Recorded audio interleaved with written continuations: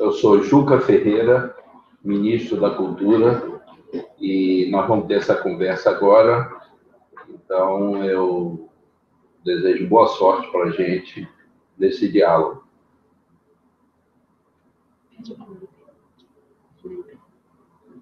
Eu gostaria de ouvir a primeira pergunta. A primeira pergunta vem de Joana Fernandes, de Florianópolis. Ela quer saber como funcionam os direitos autorais na internet e pergunta se o MINC tem alguma proposta para essa área.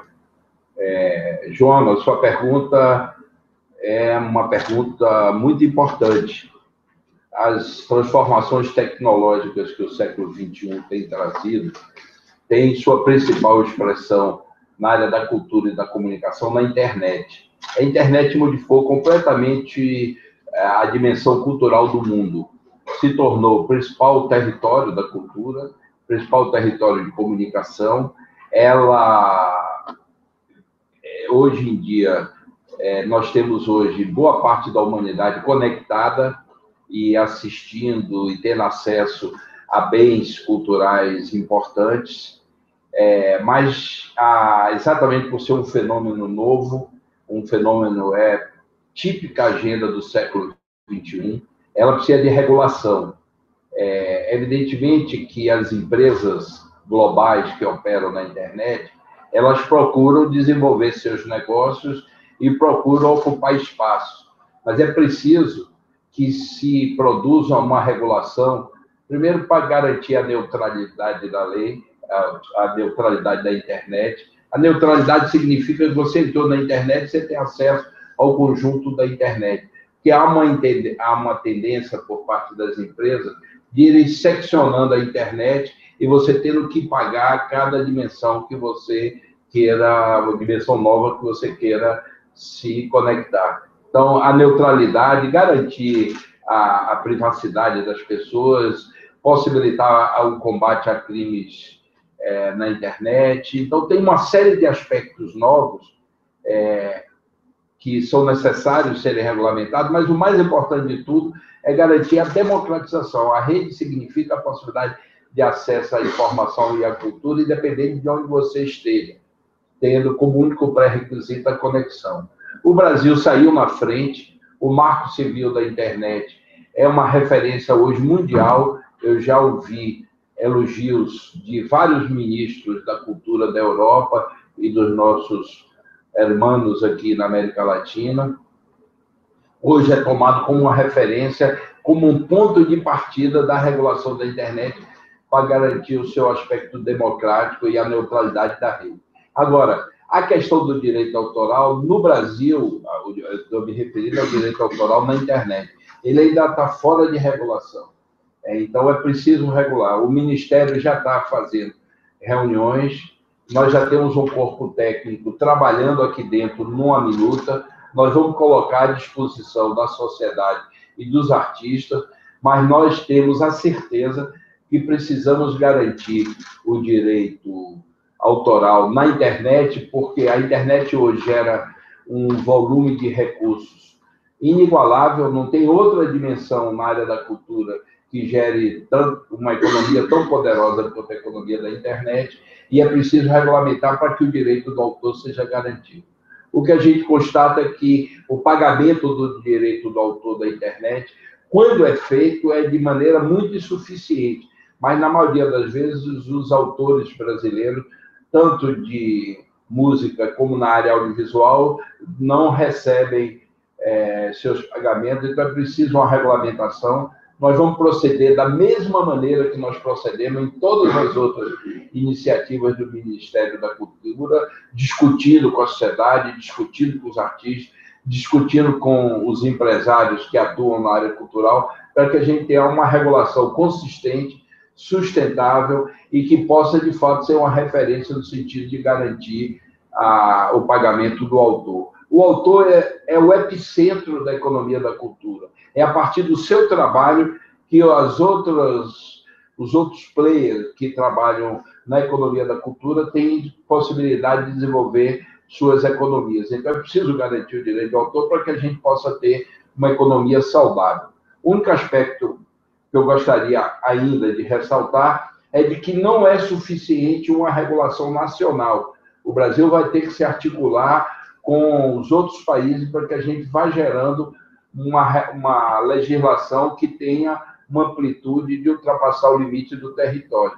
Porque como a internet ela não é territorializada, ela tem a possibilidade, e a maioria dessas empresas globais, elas se referenciam no Tribunal da Califórnia e não respeitam a legislação local. E no caso brasileiro, a legislação é insuficiente, porque é uma legislação anterior à internet. Então, o Ministério da Cultura está empenhado em desenvolver um processo, já estamos fazendo, já estamos tendo reuniões com a área da música, vamos fazer com a área do audiovisual, e já temos uma minuta quase pronta que nós vamos disponibilizar publicamente para que a gente feche uma posição no Brasil, e nós já estamos acertando com a Unesco, com a OMP, que é a Organização das Nações Unidas que cuida de direito autoral, para que a gente evolua na direção de uma regulação planetária.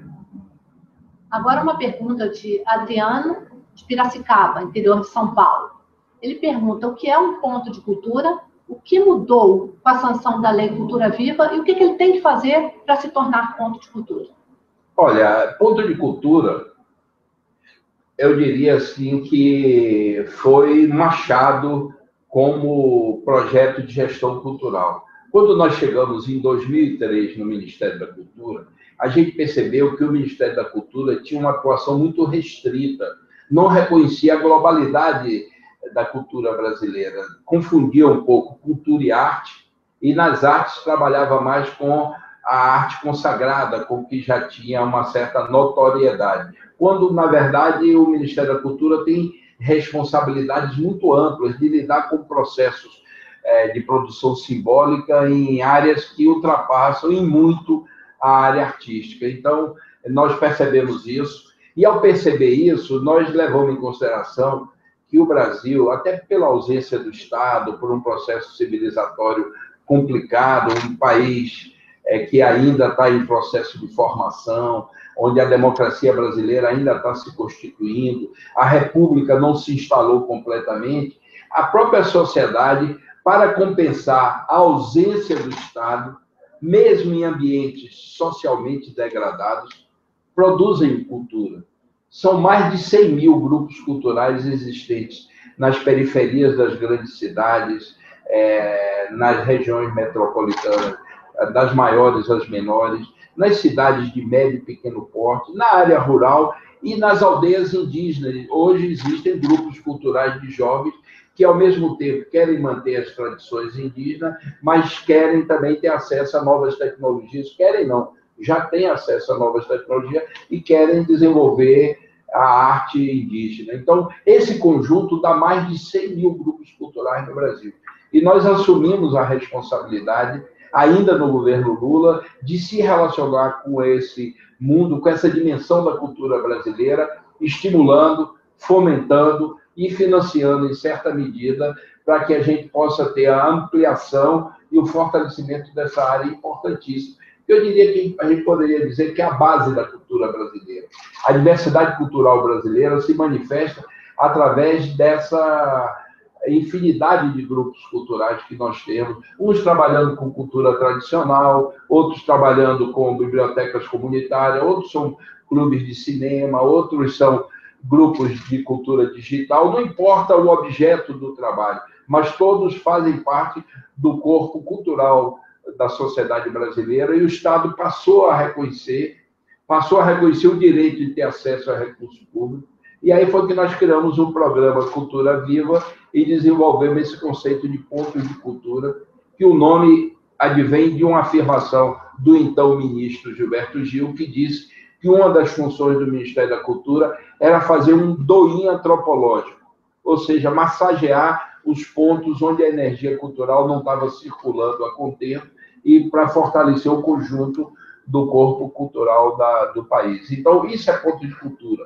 Ele nasceu nesse contexto de afirmação de uma política cultural democrática, de uma gestão moderna, onde a gente teve, uma das responsabilidades foi ampliar o conceito de cultura e ampliar a abrangência para todo o território brasileiro, para todas as dimensões e para todas as manifestações e processos culturais.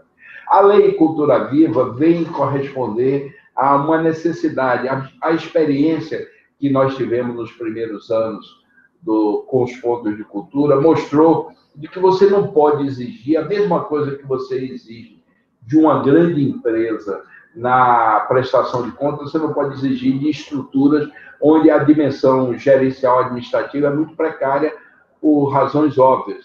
São grupos culturais que se realizam no ambiente de pobreza, são grupos que não têm nenhuma assistência técnica, eles foram se desenvolvendo, alguns desses grupos têm mais de 100 anos, como filarmônicas no interior do Brasil, como grupos de cultura tradicional. Então, a Lei Cultura Viva procura captar a singularidade desse fenômeno e procura criar mecanismos específicos de prestação de contas, onde prioriza a realização das metas e objetivos apresentadas em detrimento das dimensões técnicas de prestação, da prestação tradicional de contas. Hoje, tem outro aspecto também que a lei criou uma possibilidade de uma ampliação. Quando a gente chamava ponto de cultura, na primeira, vamos dizer assim, na primeira etapa, nos primeiros anos, a gente estava se referindo aos que recebiam recurso, ou seja, os que tinham passado pelos editais e estavam... Mas os que concorriam aos editais, nós reconhecíamos que também tinham relevância cultural. O problema é que eles não tinham dinheiro e não tem ainda, sabe que o orçamento da cultura é baixo, é muito aquém da necessidade, então nós não tínhamos condições de alargar para todo o universo dos 100 mil grupos culturais. Nós chegamos a uns 6 mil pontos de cultura, com mais pontinhos de cultura, que são os pontos de cultura para a infância, com pontos de leitura, e com mais duas ou três categorias, eu diria que a gente chegou a 10 mil, a se relacionar com em torno de 10 mil grupos culturais na sociedade, e esses é que eram chamados pontos de cultura. Mas a gente percebeu que a gente estava cometendo um erro ao denominar ponto de cultura apenas os que recebiam os recursos, a gente estava priorizando o recurso em detrimento da relevância cultural do conjunto. Então, a Lei Cultura Viva, a sua regulamentação, possibilita a autodeclaração enquanto ponto de cultura. Precisa ter mais 2 anos de prática, precisa comprovar a relevância e a constância da sua atuação, a perenidade das atividades. Então, na medida em que seja uma atividade cultural relevante, desenvolvida no meio da sociedade, por uma autonomia da própria sociedade, que tenha mais de 2 anos, é um ponto de cultura. Então, essa mudança conceitual parece pouca coisa, mas é muito. Porque mesmo que você não tenha recurso público para financiar, o fato de ser reconhecido pelo Estado como um ponto de cultura, você está reconhecendo a relevância do trabalho, a relevância do processo cultural que ele desenvolve, e com isso a gente possibilita, primeiro, a afirmação na própria comunidade onde aquele ponto de cultura existe. Passa a ser considerado pela prefeitura, pela sociedade local, por suas instituições, como uma prática cultural relevante, o que fortalece muito a atividade cultural local. No próprio território, o reconhecimento como ponto de cultura passa a ter uma reverberação e passa a dar uma importância maior àquela atividade cultural. Depois, você pode desenvolver uma ação de outra natureza, que não é essa ação intensiva de você disponibilizar um certo recurso durante um certo tempo, e você pode ter ações assim, de formação para esses pontos de cultura, você vai ter um levantamento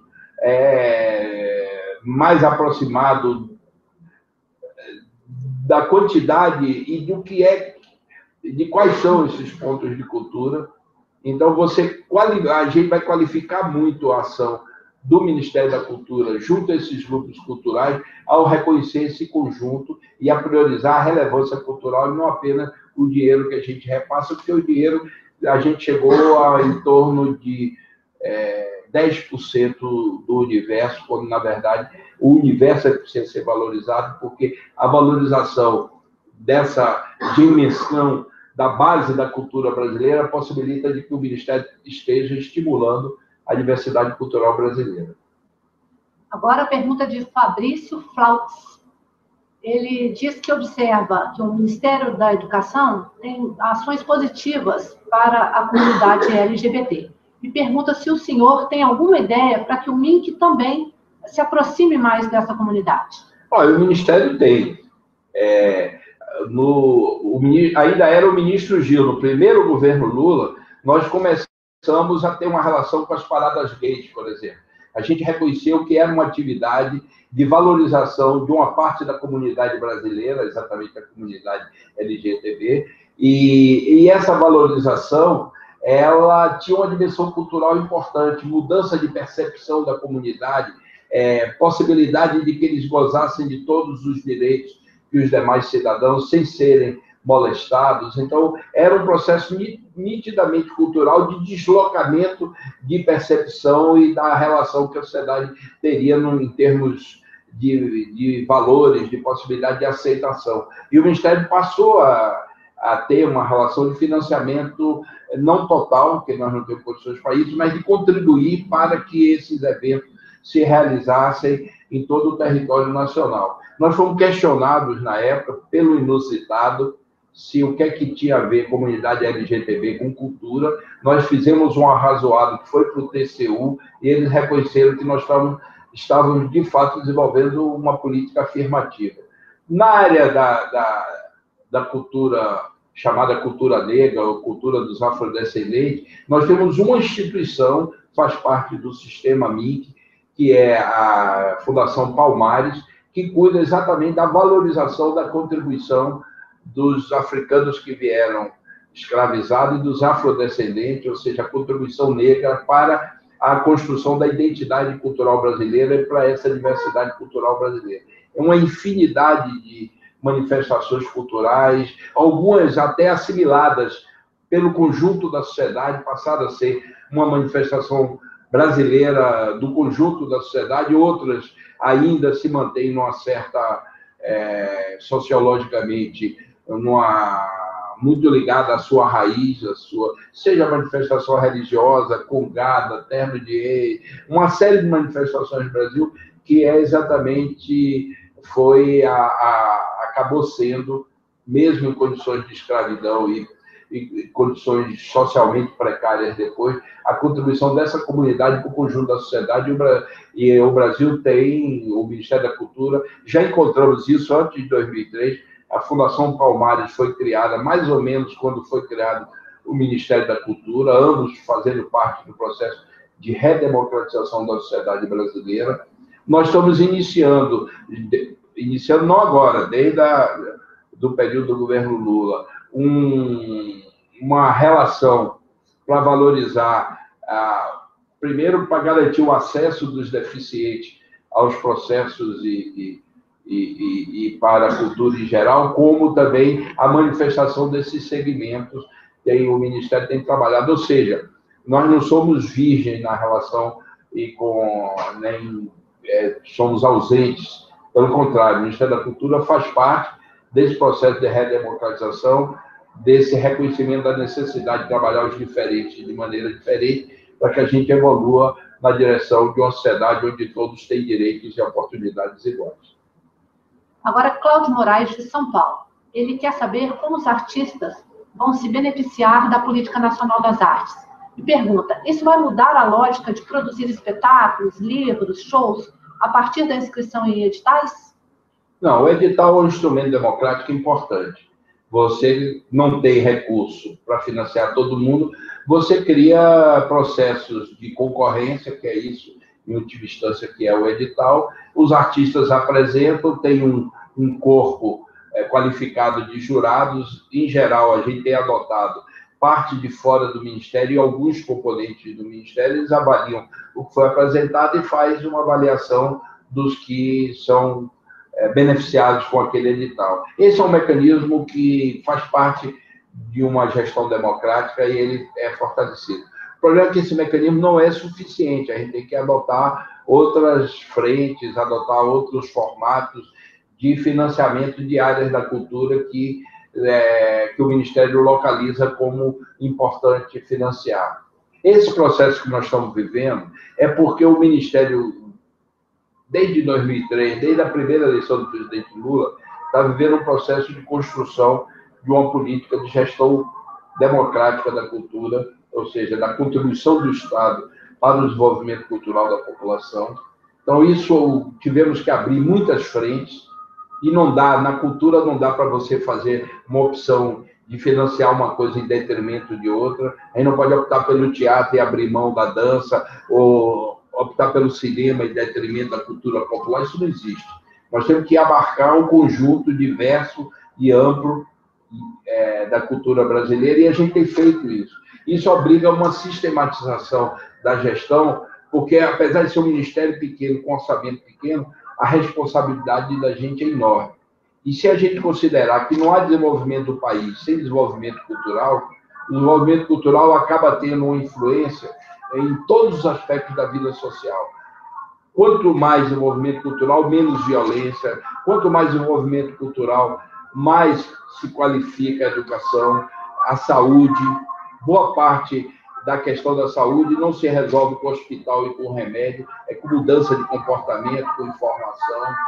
Por exemplo, o Brasil entrou agora numa faixa de obesidade, sobrepeso, diabetes, hipertensão, que advém de costumes que nós estamos adquirindo, e por mais paradoxal que pareça, quanto mais aumenta o poder aquisitivo do povo, se você não aumenta o nível de informação, aquele dinheiro no bolso vira vendaval, porque a pessoa vai comprar porqueiras que são anunciadas nos intervalos comerciais das televisões, e aqueles produtos muitas vezes destroem a gastronomia tradicional, o feijão com arroz e uma proteína, e o cara passa a consumir produtos industriais que não só não contribuem para a saúde, como são nefastos. Aumenta o nível de obesidade, de diabetes, e as estatísticas estão comprovando isso. O Ministério da Saúde tornou pública recentemente dados alarmantes. Nós estamos nos aproximando dos índices de obesidade dos Estados Unidos e do México, e com um problema que lá eles já estão contendo e reduzindo, e nós estamos chegando muito rapidamente, que é fruto de um processo de aumento do poder aquisitivo sem um acompanhamento do desenvolvimento cultural e de informação da população. Então, é preciso investir. Eu estou citando essa questão da relação da cultura com a saúde, mas poderia citar cultura e violência, cultura e vários dos problemas e das mazelas sociais do Brasil, onde a cultura é central. Até para você desenvolver novas tecnologias, manejar essas tecnologias, compreender o mundo, aceitar o outro diferente, criar uma sociedade de fato democrática, onde a gente possa viver harmoniosamente. Tudo isso depende da educação de qualidade ao acesso de todos e depende do desenvolvimento cultural ao acesso de todos. E esse desenvolvimento cultural, mesmo nos países que adotaram teses neoliberais, mesmo no auge do neoliberalismo na Inglaterra, por exemplo, as bibliotecas funcionavam plenamente, os teatros funcionavam plenamente, os museus funcionavam plenamente, o Estado financiava parte da atividade cultural para garantir que todos tivessem acesso e garantir a qualidade de vida, para garantir a possibilidade do país continuar se desenvolvendo. O Brasil precisa entrar nessa dimensão. Nós não podemos ter uma visão estreita, economicista, de desenvolvimento e apenas produção e circulação de mercadoria. Quando a gente pensar assim, a gente não avança. O século XXI, inclusive a economia do século XXI, está avançando com a economia cultural, a economia do simbólico, uma economia desmaterializada, onde a produção cultural ela é o que agrega, de fato, a possibilidade de uma economia maior. Nós temos que sair dessa, de depender, em termos absolutos, de exportação de commodities agrícolas e minerais. É claro que é bom para o Brasil ter uma economia agrícola poderosa e a possibilidade de exportar também commodities minerais, agrícolas e minerais. Mas o que acontece é que você cria, primeiro, você não agrega valor, ou a agregação de valor é bastante inferior a outras economias, você fica dependente, você não cria uma autonomia da nossa economia em relação a esses fluxos da economia mundial. Então, quando a China passa a demandar menos commodity, a gente entra em colapso aqui, seja quem for que esteja governando, porque é uma distorção estrutural da economia brasileira. Na verdade, é uma distorção estrutural dos países que foram colônias até recentemente, até coisa de um século atrás, e que não foram capazes de diversificar sua economia, valorizar seu mercado interno, e tudo isso passa por um desenvolvimento cultural. Se nós não formos capazes de agregar a cultura como parte do projeto de desenvolvimento do país, temporariamente, periodicamente, nós vamos estar aqui correndo para um lado e para o outro, porque não vamos manter o padrão de vida que conquistamos. E todos os direitos estarão ameaçados. Então, cultura é central no projeto de desenvolvimento, porque ela tem rebatimento em todos os aspectos da vida social, desde a economia, o combate à violência, a realização plena de cada ser humano brasileiro. Então, todos esses aspectos dependem de uma educação de qualidade ao acesso de todos e desse desenvolvimento cultural. A sociedade já percebeu que a educação de qualidade ao acesso de todos tem esse impacto importante em todos os aspectos da economia, as dimensões mais sofisticadas da sociedade, mas a cultura está entrando agora, coisa de 10 anos para cá, então a gente está ainda em processo de tomada de consciência dessa importância. Agora nós temos uma pergunta que vem de Recife, de João Pedro. Ele pergunta o seguinte: depois que os filmes e produtos audiovisuais estão prontos, a produção nacional consegue concorrer com a produção estrangeira? O que o MINC tem feito para conseguir um espaço mais igualitário nas salas de cinema? O nosso produto tem conseguido chegar ao público? Boa pergunta. Não, ainda não é satisfatório. Tem chegado, tem crescido, eu vou dar os dados disso. Quando nós assumimos o Ministério em 2003, o Brasil tinha capacidade de produzir menos de 10 filmes por ano. Um país dessa dimensão, a gente estava praticamente com os cinemas ocupados pela produção estrangeira, falando mais claro, pela produção americana. Então, era quem dominava, hegemonizava, monopolizava a exibição de filmes no Brasil. Hoje, nós estamos produzindo mais de 150 filmes ano. É um crescimento numa velocidade muito grande se a gente considerar que temos 15 anos dessa experiência e dessa valorização, revalorização do cinema. Em outras épocas passadas, o Brasil teve uma capacidade até maior do que a atual de ocupar espaços nas salas de exibição e de despertar o interesse da população pelos filmes. Mas nesse ciclo agora, nós estamos crescendo numa velocidade grande, já ocupamos mais de 20% do mercado brasileiro, o que é razoável, mas é pouco. A ambição nossa é de que a gente tenha uma capacidade de atrair o interesse do público numa escala maior. Evidentemente que a concorrência, principalmente com o cinema americano, é difícil. Eles ainda vão fazer o filme e a gente já está com interesse de assistir o filme porque a máquina publicitária em torno do cinema americano é poderosa. Praticamente abalou e constrangeu toda a produção cinematográfica mundial. Só de uns anos para cá é que os países estão desenvolvendo estratégias para afirmarem seu cinema.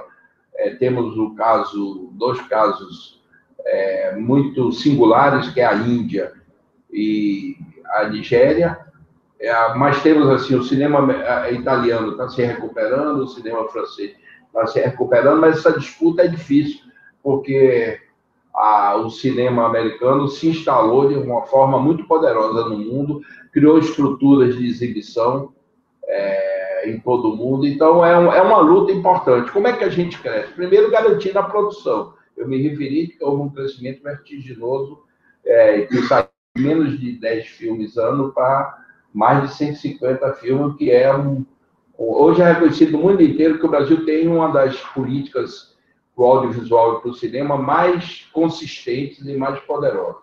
Segundo, é aumentar a qualidade dos filmes.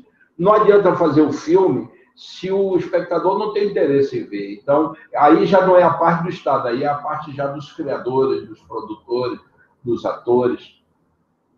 É preciso conquistar o público, é preciso desenvolver linguagem, é preciso que o roteiro seja qualificado, é preciso fazer filme para diversas faixas de público. Então, isso já é uma dimensão importante que envolve a própria área de produção, que não é a área do Estado, mas é a área que o Estado está estimulando que cresça. A terceira questão é a regulação. Você tem que ter uma regulação. A gente constatou, por exemplo, há uns anos atrás, que o filme brasileiro, mesmo quando tinha um índice de público acima da média, ele era retirado porque, para ter acesso aos blockbusters, esses filmes de maior audiência, produzidos pelo cinema americano, os exibidores compram um pacote e tem um compromisso de exibir todo o pacote para poder ter acesso aos que, de fato, levam o público para... Então, o cinema brasileiro entrava de uma forma inadvertida, quase como um estrangeiro nas salas de exibição do Brasil, e eles eram retirados rapidamente para cumprir a promessa e ter acesso a novos pacotes. Então, é preciso uma regulação. Essa regulação tem que ter uma base técnica muito sólida. Você não pode criar uma cota de tela que o cinema esteja exibindo um filme brasileiro e a sala esteja vazia. Você não pode abusar da cota de tela, mas a cota de tela é uma referência de piso importante. E ela garante essa estabilidade. Por exemplo, é preciso regulamentar de que um filme brasileiro não pode ser retirado quando ele está da sala de exibição, quando ele está tendo um público acima da média. Então, tem uma série de aspectos. Outra coisa, a presença do espectador no cinema não é linear. Nós temos no verão, e mais ou menos em torno de junho, julho, que é o período das férias do meio do ano, aí é que é o pico de presença na sala. Nesse período, o cinema americano, às vezes, um filme ocupa 70% das salas de exibição. Isso é um escândalo. Isso você joga o cinema brasileiro para a lateral, para a inviabilidade. Então, é importante regulamentar isso. Agora, eu queria dizer o seguinte, não é mais a sala de exibição o centro da economia do cinema. Nós temos que pensar em todas as telas. Nas telas das TVs a cabo e por assinatura, as telas das TVs abertas, a internet, a possibilidade de a gente desenvolver uma oferta de vídeo para que as pessoas, quando queiram assistir, independente do horário, tipo o Netflix brasileiro, nós temos que ter uma presença maior no Netflix, quando desenvolvemos essa disponibilização no conjunto do cinema brasileiro para que o público possa assistir quando queira. Às vezes o cara está com insônia, quer assistir um filme 3 horas da manhã, e ele tem a possibilidade de acessar pela internet e pelas TVs de última geração que já assimilam isso. Então você tem ali, na hora que você quer, sem precisar uma programação de alguém que esteja disponibilizando. Então, o desenvolvimento tecnológico tem possibilitado uma diversificação de telas numa progressão enorme, e é preciso que as políticas de fomento e incentivo ao cinema brasileiro estejam ligadas, porque não é mais só a sala de cinema e talvez já nem seja mais a principal economia do cinema. Agora nós temos aqui 2 perguntas vindas de Belém, do Pará, e elas têm semelhança, eu vou juntar as 2. Anne Chagas pergunta o que o Ministério tem feito em relação à aproximação entre cultura e educação. E Mariana Martins, também de Belém, pergunta o que está sendo feito para que a cultura seja definitivamente inserida na grade curricular das crianças e dos adolescentes. Outra pergunta excelente. A gente não está se vendo, mas eu estou percebendo que o público que está participando do debate é qualificado e conhece o tema. Eu queria dizer o seguinte, esse é uma deficiência importante institucional no Brasil. Quando foi criado o Ministério da Cultura, quando se reconheceu que cultura e educação exigiam gestões diversificadas, que foi um movimento justíssimo no mundo inteiro para que a gestão cultural pública se desenvolvesse, foi preciso desatrelar da educação para que ela tivesse o desenvolvimento que precisa ter. Mas essa separação deveria ser só gerencial administrativa, mas manter uma interface com a educação. Não há educação de qualidade sem a presença da cultura, eu não diria só no currículo, não. Na sala de aula em geral, nas atividades extracurriculares e na disponibilização da oferta de produtos e bens culturais para que os estudantes que estão em formação, os jovens que estão em formação, as novas gerações ter uma possibilidade de um enriquecimento cultural. Essa desassociação aconteceu, infelizmente, de uma forma inadvertida, e nós estamos mais ou menos há 10 anos tentando qualificar essa relação. Nós estamos dialogando agora com o Ministério da Educação, o ministro Renato Janine, que é o atual ministro da Educação, tem consciência da necessidade dessa convergência, ou seja, levar a arte e a cultura de uma forma mais substantiva para dentro do processo educacional, no currículo, nas atividades extracurriculares e no contraturno, ou seja, no tempo que os meninos não estão na escola, há possibilidade de desenvolvimento cultural. E aí é preciso que ela seja incorporada ao processo de formação das novas gerações. Isso eu digo do pré até a universidade. Nós já temos alguns programas, nós temos o Mais Cultura nas Escolas, que vem funcionando, ainda é insuficiente, mas já vem funcionando. Nós temos o Mais Cultura nas universidades, nós temos alguns programas importantes que estão se conectando, mas nós reconhecemos de que ainda é insuficiente. Nós temos um grupo de trabalho que deve estar, no máximo, nas próximas semanas, apresentando uma proposta que nós vamos disponibilizar para discussão dentro das escolas, com os professores, com os gestores da educação, discussão com a sociedade, discussão com os alunos, para que a gente amadureça um programa e seja um programa estruturante, não é um programa assim para fazer uns eventos, é um programa onde a arte e a cultura esteja presente dentro da educação. E no sentido inverso, a educação é importantíssima para o desenvolvimento cultural do país. Por exemplo, nós não temos hoje um programa de formação que corresponda às demandas e necessidades do processo cultural brasileiro. Precisamos formar artistas, precisamos formar técnicos. Quando eu digo artistas, artistas em todas as linguagens. Precisamos formar técnicos. A base técnica da cultura brasileira ainda é insuficiente. Muitas vezes, a gente precisa importar técnicos de outros países para suprir as necessidades do mercado cultural. E nós precisamos formar gestores também. Então, o desenvolvimento cultural exige um programa bastante ousado de formação. Eu não diria agressivo, porque agressivo é uma palavra que vem com uma conotação negativa, mas bem intensa, bem forte, para que a gente supra em todo o território nacional essa necessidade. A gente já tem alimentado o processo cultural dos países. Ontem mesmo eu participei do lançamento de um edital,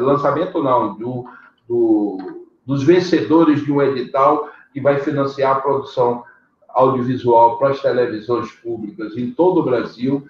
Quase todos os estados tiveram grupos culturais e produtoras contempladas com esse edital. Isso vai enriquecer a presença da diversidade cultural brasileira nas televisões. Isso vai ajudar a amadurecer esses processos, mas tudo isso, todo esse desenvolvimento cultural traz como subproduto uma demanda de uma formação muito maior. Parte dos artistas brasileiros, inclusive dos grandes artistas, tem uma formação precária, são autodidatas. Não tiveram facilidade de acesso a escolas.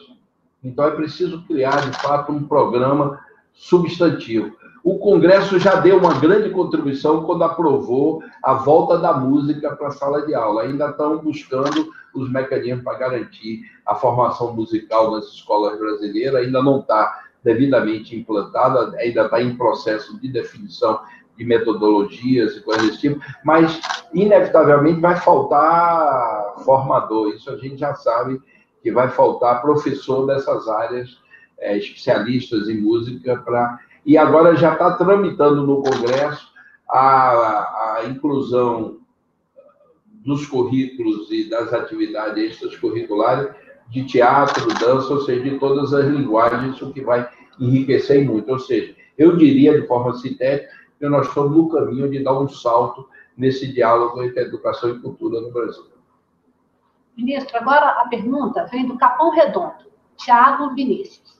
Ele trabalha na Agência Popular Solano Trindade, que você conhece? Conheço. Junto ao Banco Comunitário União Sampaio, né, que está inspirado no Banco Palmas, lá de Fortaleza.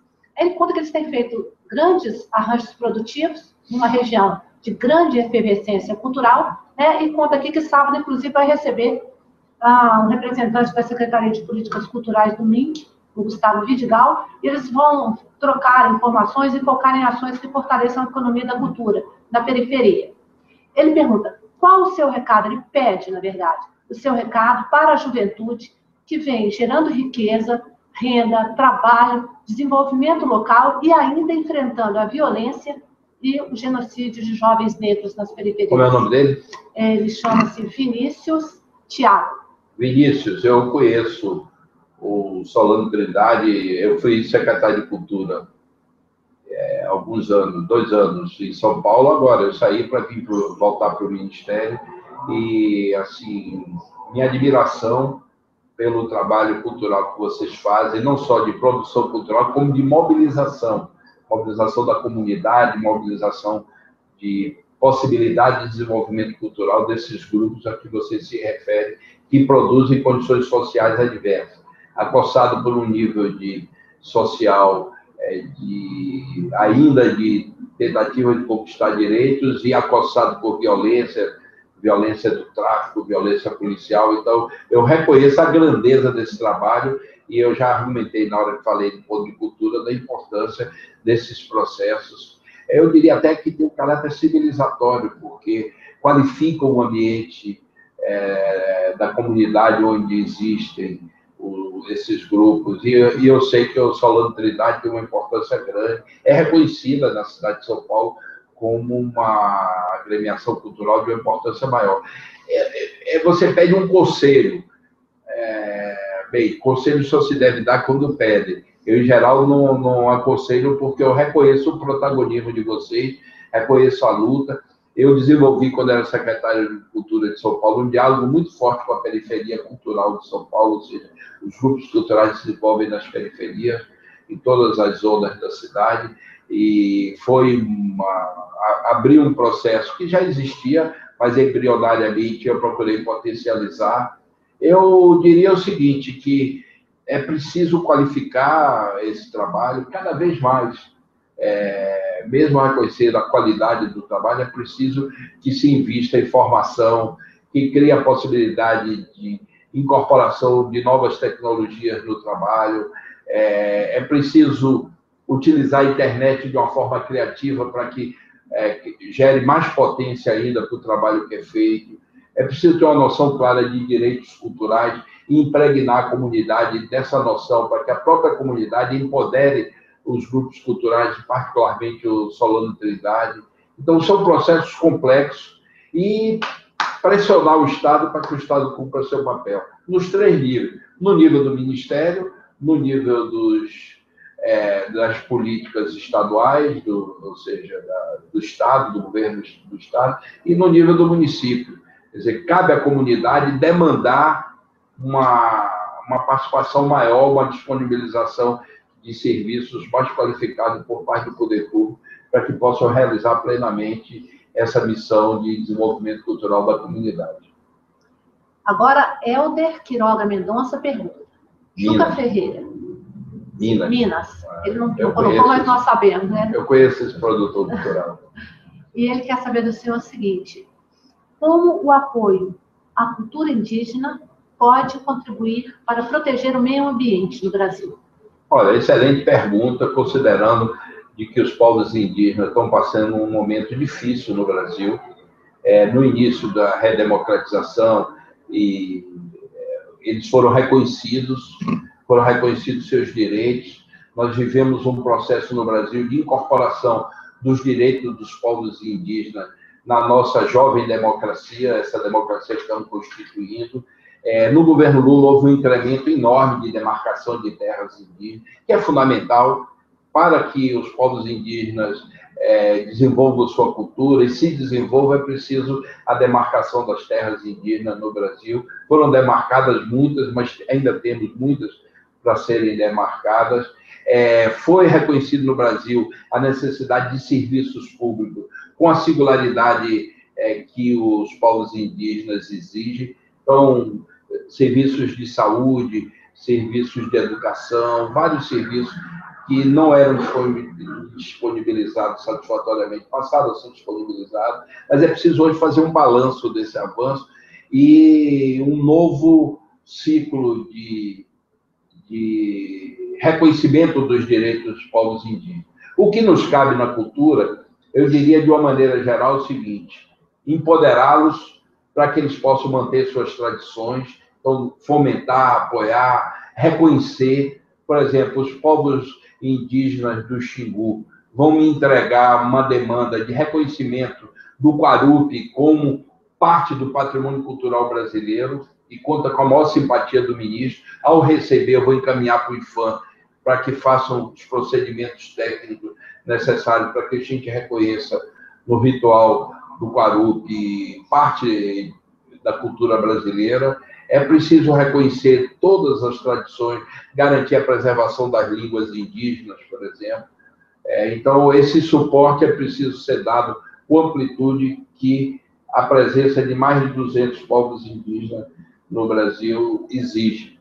E acho que a gente não pode se acostumar com a realidade de hoje. A gente tem visto o que há de pior na sociedade, acossando as aldeias indígenas, molestando, invadindo terras indígenas, até desenvolvendo massacre de indígenas, como aconteceu agora, há mais ou menos 10 dias atrás, o assassinato de um líder indígena, de um cacique.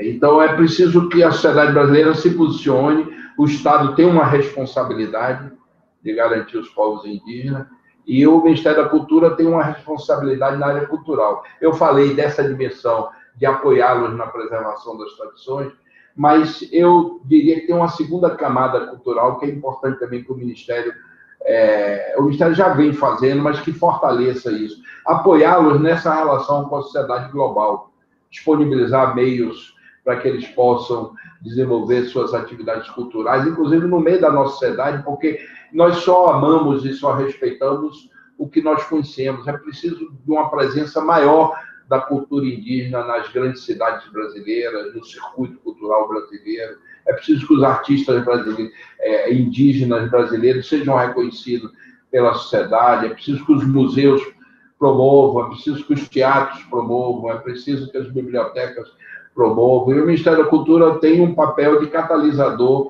dessa ação, e é preciso disponibilizar meio para que os jovens indígenas, por exemplo, façam mais filmes ainda sobre sua cultura, sobre o seu ponto de vista, sobre os temas humanos. Então, a gente tem uma responsabilidade enorme, e isso é parte do processo de preservação. Eles precisam das terras demarcadas, eles precisam dos serviços de saúde, eles precisam dos serviços de educação, e precisam também desse apoio cultural para que eles possam se desenvolverem e fortalecerem suas culturas. Pergunta de Mestre Paulão, Rio de Janeiro. Quais as ações previstas para a valorização dos mestres e mestras da capoeira? E ele acrescenta: por que ainda não foi criado o setorial da capoeira? Se na 23ª reunião do CNPC foi prevista a criação desse setorial? Olha, quando nós assumimos em 2013, a capoeira só tinha relação com o Ministério muito eventual, muito de vez em quando. E nós reconhecemos a capoeira como patrimônio nacional. Depois nós enviamos e foi reconhecido pela Unesco como um patrimônio mundial. E desenvolvemos uma série de políticas de fomento, de editais específicos, de reconhecimento das atividades. Agora, reconheço que é preciso dar um salto, é preciso ter um setor aqui. Eu não sei se um setorial, mas eu vou ver isso dessa afirmação que foi aprovado pelo Conselho Nacional de Políticas Culturais. Existia um setorial, mas qualquer jeito a gente precisa ter um núcleo, possivelmente esse setorial, para desenvolver as políticas específicas para a capoeira, considerando a importância cultural da capoeira. Nós conseguimos uma vitória grande, que foi uma rejeição, ainda não definitiva, mas uma rejeição por parte do Congresso, de uma regulamentação que iria prejudicar muito a capoeira no Brasil, na medida em que ia fazer parte a exigência de que a atividade da capoeira só seria reconhecida se fossem por mestres que passaram pelas escolas universitárias de educação física. Isso seria um escândalo, seria uma espécie desapropriação cultural, ou seja, você retira dos que criaram, desenvolveram, mantiveram e passa para a mão de pessoas aculturadas, como se fosse uma simples atividade de educação física. Ainda bem que o Congresso deu essa bela contribuição no sentido de rejeitar essa ideia, mas a gente precisa garantir as prerrogativas dos mestres, é preciso reconhecer o valor cultural desses mestres, o valor social da atividade da capoeira. A capoeira pode estar mais presente no processo educativo no Brasil, já está presente em muitas escolas, mas é preciso ampliar isso, e é preciso o reconhecimento público de uma atividade que é arte marcial, é cultura, é música, são valores. A capoeira tem essa múltipla dimensão e é preciso tratá-la na sua integridade. E respeitá-la na sua integridade. Então, o Ministério da Cultura é comprometido, eu particularmente sou comprometido com isso. Eu fui aluno do mestre Bimba, um dos grandes mestres do Brasil. Fiz só 6 meses de capoeira com ele, ele ensinava capoeira no Colégio Militar de Salvador, onde eu estudei, e eu tinha 14 para 15 anos, então desde essa época eu tenho consciência plena, e o Ministério está impregnado dessa ideia de capoeira, é uma grande manifestação cultural do Brasil, e que precisa ser valorizada à altura. Muita gente não sabe, mas a capoeira já existe em mais de 150 países no mundo. E foi levado por esses mestres populares, muitos semi-analfabetos, muitos com formação educacional precária pelas condições sociais que o Brasil tratou a educação até recentemente.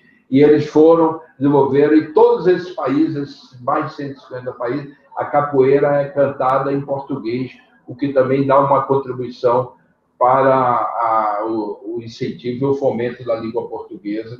Eu acho que está cabendo um grande encontro periódico da capoeira mundial no Brasil, então, de 2 em 2 anos, de 4 em 4 anos. O Ministério já está começando a se mover, a consultar os mestres, para que, além dos que já existem, seminários, encontros, festivais de capoeira, a gente faça um grande festival como parte das atividades culturais oficiais do Brasil.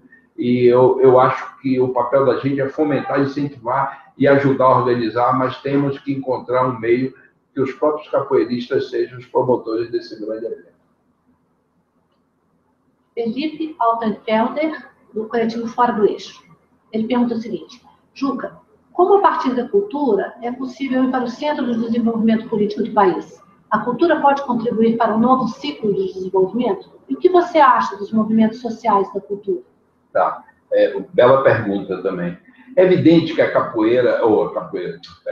cultura faz parte do projeto de desenvolvimento do país. Se não fizer, está errado.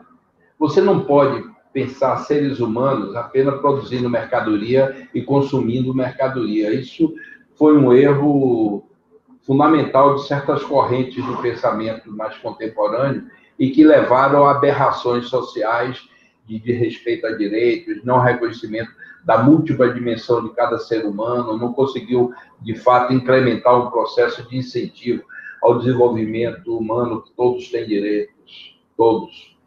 Então, eu falei, respondendo uma pergunta anterior, que a cultura tem relação com praticamente todas as dimensões da vida social, da economia, passando pelo combate à violência, pela formação educacional, saúde, tudo.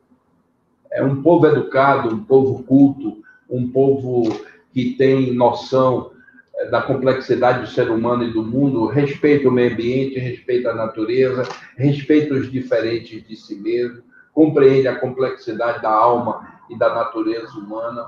Então, é isso que a gente precisa evoluir. E tem possibilidade de criação de novas tecnologias e de manejo das novas tecnologias existentes. Então, não há projeto de desenvolvimento que não incorpore a cultura. E considerando de que a economia da cultura, a economia do simbólico, a economia criativa, ou seja, independente do nome que a gente der, é a economia emergente no mundo, é a economia das mais rentáveis, ela tem mantido o crescimento, mesmo nesses momentos de crise da economia mundial. Ela já é a segunda economia dos Estados Unidos, se sobrepõe nas economias tradicionais. Ela já é a terceira da Inglaterra, é a segunda economia da Alemanha, acabei de saber isso pela ministra da Cultura da Alemanha. Quase todos os países, inclusive os emergentes como nós, a China, a Índia, a África do Sul, estão investindo pesado na estruturação de uma economia cultural, e a gente precisa fazer isso. Então, a economia é importante, a cultura é importante para a economia, é importante para o desenvolvimento da democracia brasileira. Parte das bobagens que estão sendo ditas nessa conjuntura é falta de padrão cultural. É preciso reconhecer de que a democracia cria a possibilidade do dissenso, do contraditório, institucionaliza isso, para que a gente possa se desenvolver dentro de condições respeitando o Estado de Direito, mas a democracia, esse direito ao dissenso, exige uma base comum, que é o que dá solidez à sociedade, a possibilidade, mesmo em momentos difíceis, você mantém o mesmo processo para que ele renda frutos e crie a possibilidade de superação dos entraves de forma pacífica. Então, a cultura é importante, é decisivo, a subestimação da cultura é uma das mazelas que a gente precisa superar no próximo ciclo de desenvolvimento. A sociedade brasileira tem uma base cultural que se manifesta de forma diversa em todo o território brasileiro. Isso é um patrimônio do Brasil, isso não impede da gente se entender. O gaúcho sabe que é brasileiro, o homem do Acre e a mulher do Acre sabem que são brasileiros também, o baiano sabe que é brasileiro, ou seja, cada qual dentro da sua singularidade, mas todos fazendo parte de uma comunidade nacional importante como é o Brasil. A gente tem uma língua comum, que é importante, que não é só nossa. Vários países na África falam a mesma língua, Portugal fala a mesma língua, Timor-Leste fala a mesma língua. É uma das línguas mais faladas do mundo. A gente tem uma responsabilidade de preservar e desenvolver esse patrimônio linguístico. Eu sei que a gente fala outras línguas no Brasil também. Tem mais de 200 línguas indígenas que são faladas, algumas línguas africanas são utilizadas nos rituais no Brasil. Então, mas a gente tem uma língua que nos unifica, que é um patrimônio enorme, possibilita de que toda essa experiência cultural diversa, ela convirja para um mesmo patamar, para o mesmo processo cultural. Então, é fundamental que a gente trabalhe isso. Se a gente quer enfrentar os grandes desafios do século XXI, a gente vai ter que fazer um investimento nesse desenvolvimento cultural. E o Estado tem uma responsabilidade. Uma não, várias. Primeiro é disponibilizar cultura para todos. Eu sei que o povo faz cultura, que mesmo nas condições mais adversas, os seres humanos fazem cultura. Mas tem uma parte da cultura que não é feita localmente e que o Estado tem a obrigação de prover essa informação, criar as possibilidades de acesso para todos, independente de onde vivam, independente da classe social. Nos países europeus, por exemplo, mesmo nos momentos de exaltação do neoliberalismo, as bibliotecas funcionavam plenamente, os centros culturais funcionavam plenamente, os museus funcionavam plenamente, e parte da cultura era financiada pelo Estado, que mesmo com toda a arenga neoliberal, todos sabiam de que é importante disponibilizar o acesso à cultura para todos, para que você tenha o desenvolvimento do país garantido. É uma das condicionantes do desenvolvimento, é exatamente essa possibilidade de acesso. Se não há acesso pleno, e no Brasil não há, as estatísticas são vergonhosas, os estudos que o IBGE, IPEA e outras instituições que produzem dados apontam, por exemplo, menos de 10% dos brasileiros entraram alguma vez na vida em um museu. Só 13, alguma coisa dos brasileiros vão ao cinema com alguma frequência. 1,7 livro per capita ano é lido no Brasil. É um índice inferior do que outros países pobres aqui, vizinhos nossos. Então, é preciso ter uma noção clara de que a gente precisa fazer um esforço. O que se gasta em cultura não é despesa, é investimento. É na possibilidade exatamente da gente qualificar o ambiente social e criar um ambiente favorável para o desenvolvimento. Sem isso, bye-bye Brasil, não tem possibilidade da gente enfrentar os desafios do século XXI. A gente vai viver uma crise atrás da outra, uma crise intermediando uma crise e outra, uma expectativa positiva, mas não há possibilidade apenas do desenvolvimento se basear na dimensão econômica, produção e circulação de mercadorias. é preciso qualificar. Eu vou dar um exemplo que eu dou com frequência, e sempre que eu dou, eu peço desculpa aos funcionários do Ministério e aos dirigentes, que já ouviram 1 milhão de vezes, mas talvez as pessoas que estão me acompanhando ainda não ouviram. Sou eu que faço compras lá em casa, as compras em supermercado. Todo sábado de manhã eu estou fazendo compras no supermercado. E eu, há muito tempo eu faço isso. Eu faço um pouco de sociologia, entre aspas, no mercado, e eu percebi que com o aumento do poder aquisitivo das pessoas, a partir do primeiro governo Lula para cá, boa parte da população saiu da miséria e da pobreza, passaram a ter uma possibilidade de consumo muito maior do que tinham até então. Essas famílias foram contempladas com através dessas políticas públicas, com essa possibilidade de ter acesso ao consumo. Mas quando eu olho para dentro dos carrinhos do supermercado, é cheio de porcaria, de biscoito que parece isopor, refrigerante, ou seja, eles são prisioneiros da TV aberta e os intervalos comerciais vendem o que há de pior para essas pessoas. E elas não têm a informação que a classe média tem. A informação nutricional, a informação das precauções que tem que ter em relação à comida industrial, ao refrigerante, ao excesso de açúcar e sal. A última pesquisa que o Ministério da Saúde disponibilizou há menos de um mês indica que essa minha pesquisa empírica que eu faço nos mercados está certa. Nós estamos atingindo já, perto de atingir, o índice de obesidade dos Estados Unidos e do México, de hipertensão, diabetes.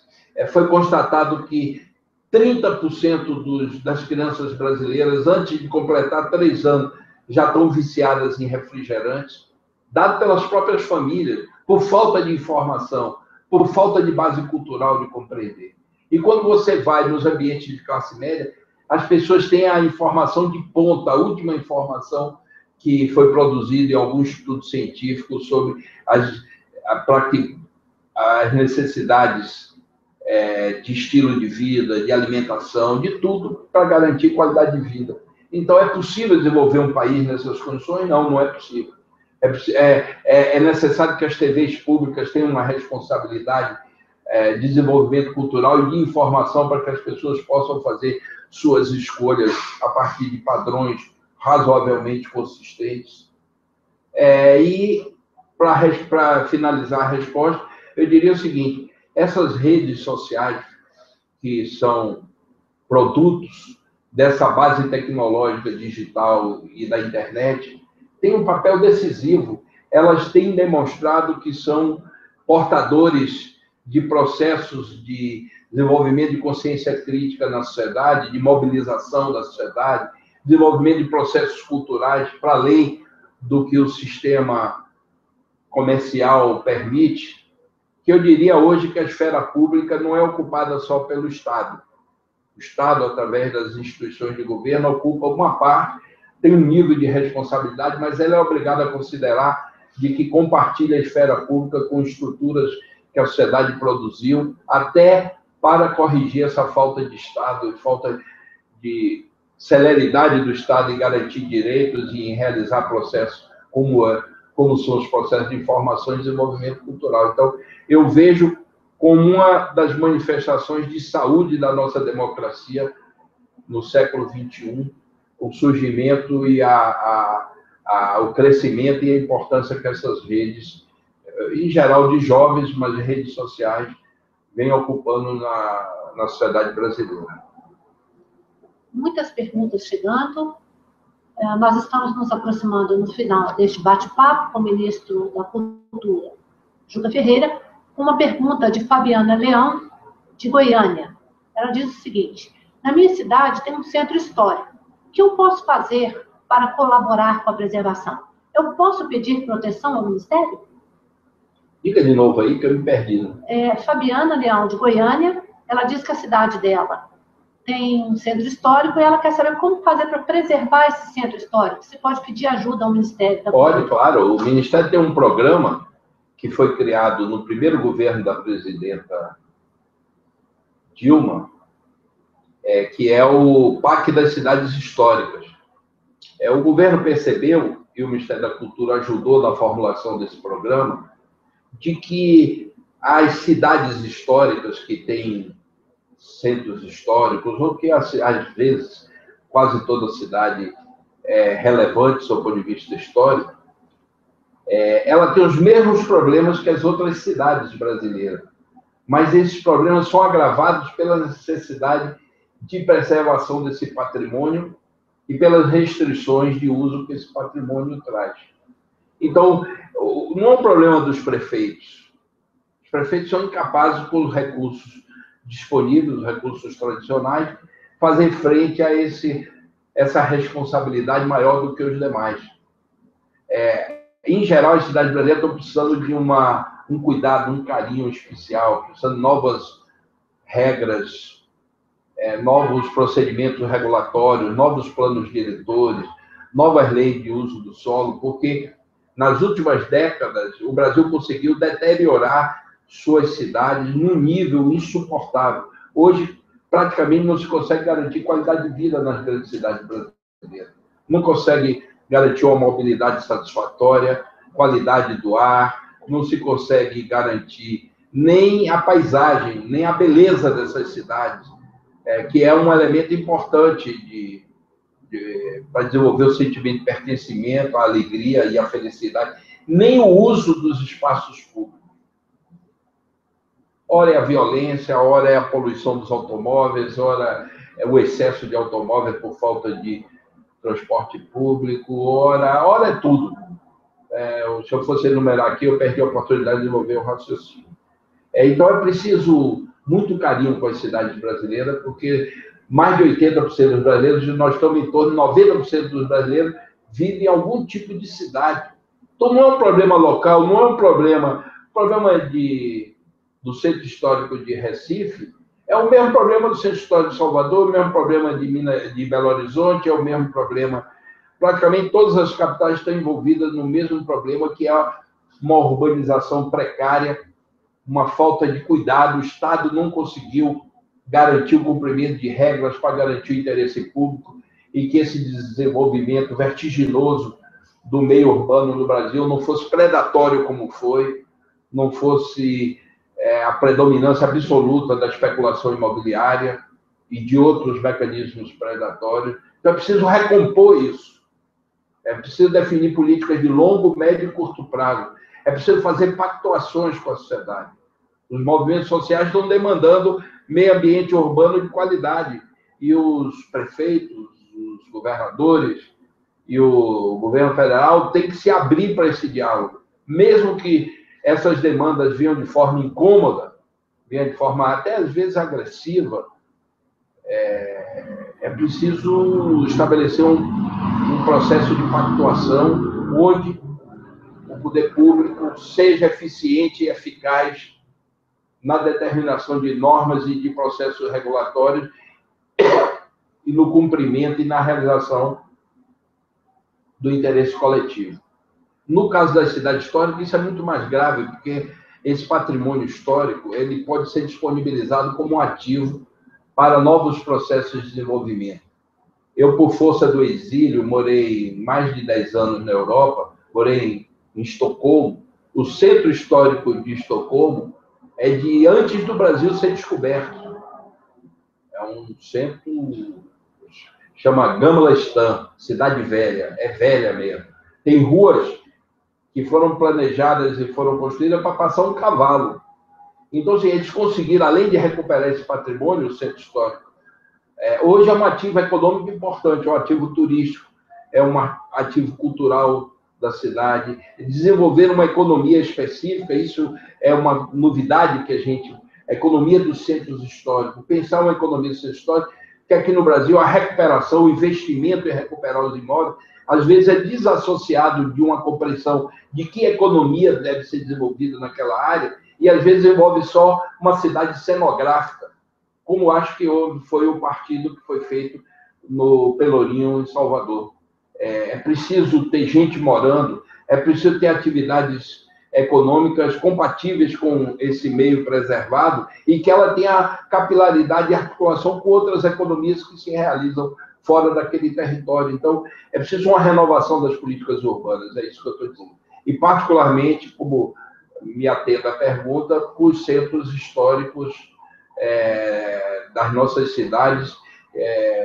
Aí, quando eu estou dizendo isso, eu estou pensando em Salvador, estou pensando em Recife, estou pensando em São Luís, estou pensando em Ouro Preto, em todas as cidades históricas ali de Minas Gerais, estou pensando em outras cidades que têm centros históricos relevantes e que precisam de um carinho especial da população, dos gestores locais, dos gestores estaduais e federais. Ministro, muito obrigado. Foi um papo muito gostoso, muito inspirador. Agradecemos aos internautas que participaram e até a próxima. Eu quero agradecer a todos. É um diálogo importante, mesmo que a gente não esteja se vendo. Vocês estão me vendo, mas eu não estou vendo vocês. E eu hoje estou particularmente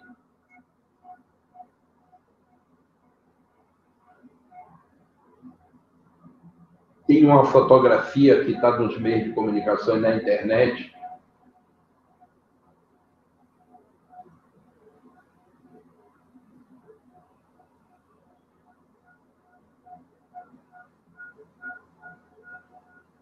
que me chocou profundamente. Uma criança de 3 anos, morta,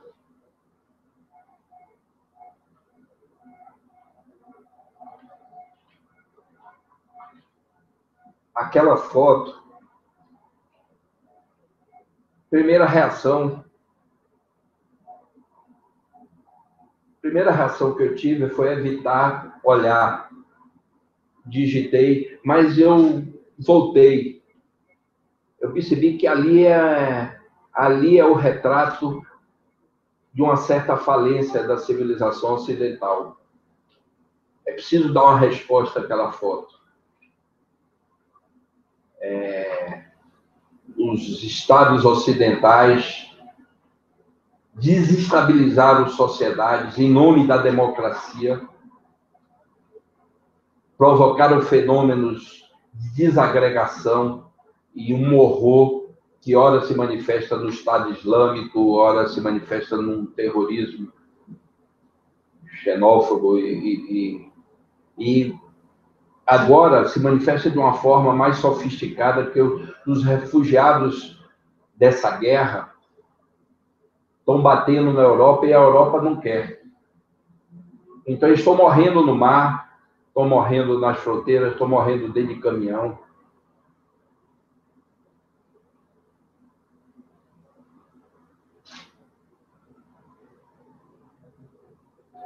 É isso.